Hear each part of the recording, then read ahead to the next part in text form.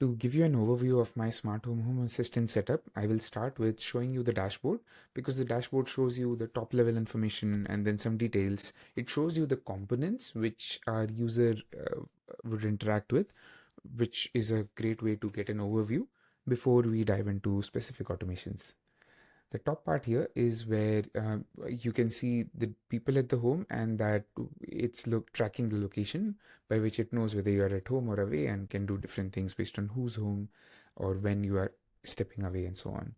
Then you have a mode of the day. This is an abstraction for the time of the day: morning, day, evening, night, sleep. And if we are away, then it marks it as away. Or I can also put the whole system into manual mode, which means none of the automations work, but any buttons that we press on a remote will still work. Now, this is an abstraction on the time of the day instead of directly going by the time of the day or by sunrise, sunset, because this is more robust across the seasons and whatnot. Then you have some favorites, including unlocking the door or some triggers and getting water ready. And then you have dashboards for each room, some other dashboards. And here you can see the energy consumption of the washer, dryer, and sterilizer, which gives a quick way to know when they have completed or how long they've been running. And then a few common settings here, which we can toggle on or off from the home page.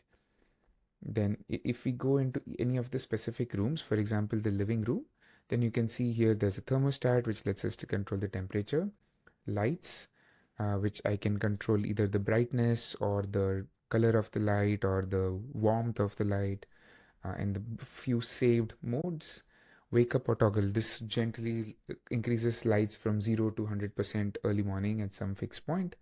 Opening blinds, closing, opening curtains, controlling the TV, the portal, which is from Facebook or Meta, or the smart speaker, which is Google smart speaker in some rooms, and Alexa in some rooms. Lastly, some specific controls for any room, including fan sometimes, or controlling IR devices. So like this, we have one for each room, and some for stairs or landing and so on.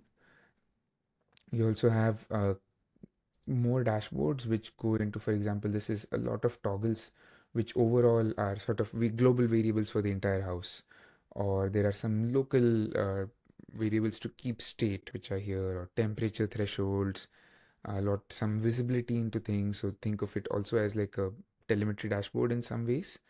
And then scrolling through, we see on off switches for a lot of things at one place, sometimes when it's required. Then we also need to track our hardware, whether it's the Home Assistant or the networking. So we track those things here because it's a piece of hardware that we own. So we need to check for its quality. This is an energy dashboard.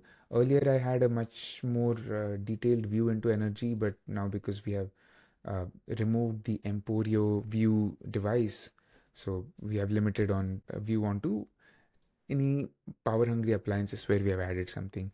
Now this is a dashboard just for lights, another dashboard just for heating, where I can so anyway, like the sleep dashboard or occupancy, battery, blinds.